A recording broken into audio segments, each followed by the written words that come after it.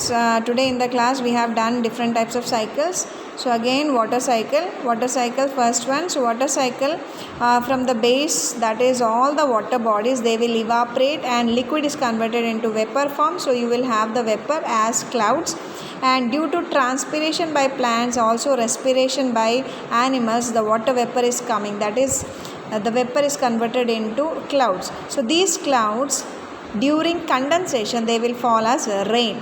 Okay, so again the water is filled, evaporation, transpiration, respiration, clouds are formed, again condensation, water is formed. Okay, so this is how the water cycle is. Next one comes to nitrogen.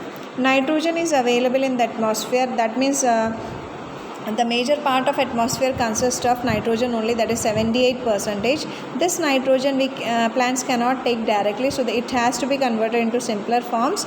So with the process of nitrogen fixation, the plants are taking the nitrogen in the form of ammonia. Okay, so ammonia is formed by the process ammonification with the help of plants, that is nitrogen fixing bacteria are acting and they are converting the nitrogen into ammonia.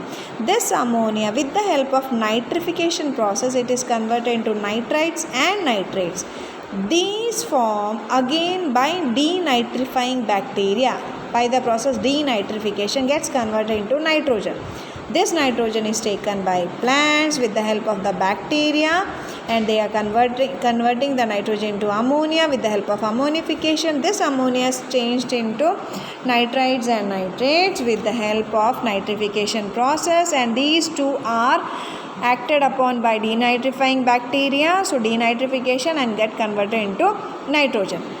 These plants are eaten by animals, so nitrogen obviously it will get inside their body, and this is also after decaying becomes ammonia. So same process. This is nitrogen cycle. Then carbon cycle, there carbon is available as carbon dioxide. This carbon dioxide is taken by plants for photosynthesis, and these plants are taken by animals, that means they are eaten, so carbon enters inside their body, and these two when respire, automatically the carbon dioxide comes up. And also the plants, the carbon is available as when they decay, they will form coal, also carbonates in water will be there, limestone. So these are the forms where carbon is available. Also plants and animals, when dug in the soil, they become petroleum. Also in some shells, aquatic life, shells are made up of also carbons. So these are the places where carbons are available. Okay, and this is the cycle how the carbon is rotated in the nature. Then comes our oxygen cycle. Okay, now oxygen cycle, you can see oxygen is available in the atmosphere, and oxygen is taken by us, also plants. So plants and animals both take the oxygen for respiration. So during respiration, carbon dioxide is emitted out, so it contains oxygen.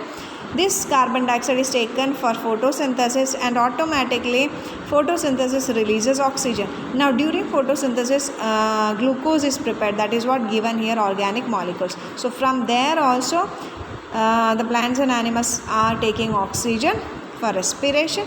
Carbon dioxide and water is coming out during respiration. These both contains oxygen, so they are used for photosynthesis. They are releasing oxygen and food, that is glucose. These are taken by respiration by animals and plants. Again the same process goes on. This is oxygen cycle. Okay.